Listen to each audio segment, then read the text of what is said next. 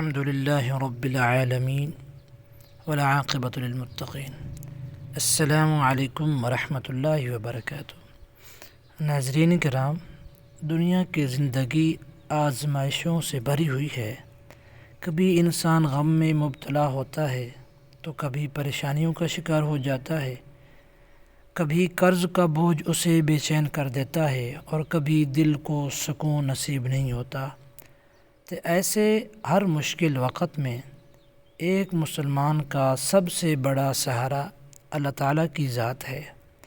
ہمارے پیارے پیغمبر حضرت محمد صلی اللہ علیہ وسلم نے ہمیں ایسی عظیم دعائیں سکھائی ہیں جو اللہ تعالیٰ سے مدد، سکون اور آسانی مانگنے کا بہترین ذریعہ ہے۔ آج کی اس ویڈیو میں ہم ایک نہایت بابرکت اور مسنون دعا پڑھیں گے۔ آئیے پوری توجہ اور یقین کے ساتھ اس مبارک دعا کو پڑھتے ہیں۔ بسم اللہ الرحمن الرحیم۔